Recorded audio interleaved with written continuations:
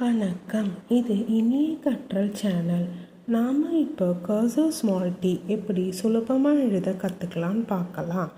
முதல்ல கீழே இருக்கிற ப்ளூ லைனில் இருந்து மேலே இருக்கிற ப்ளூ லைனுக்கு கொஞ்சம் மேலே வரைக்கும் எழுதிட்டு கீழே இருக்கிற ப்ளூ லைனில் நாம் எப்போவும் எழுதுகிற மாதிரி டி எழுதிட்டு ஒரு கர்வோட எண்ட் பண்ணிவிட்டு அதுக்கப்புறம் மேலே இருக்கிற ப்ளூ லைனில் ஒரு ஸ்லீப்பிங் லைன் எழுதிங்க.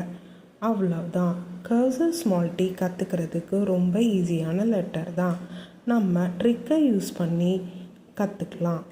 முதல்ல நாம் எழுதின கர்சர் ஸ்மால் டீக்கு மேலே டாட்ஸ் வச்சுக்கலாம். உங்கள் குழந்தைங்களுக்கு ஈஸியாக இருக்கிற மாதிரி டாட்ஸ் வச்சுக்கோங்க.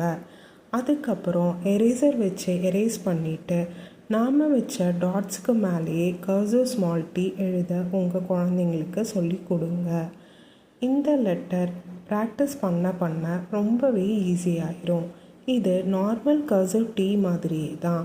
எக்ஸ்ட்ரா ஒரு கர்வ் மட்டும் ஸ்டார்டிங்கில் நம்ம எழுதுவோம். அவ்வளவுதான். இந்த கர்சர் ஸ்மால் டி மேலே இருக்கிற ரெட் லைனில் டச் பண்ண வேண்டாம். Happy learning.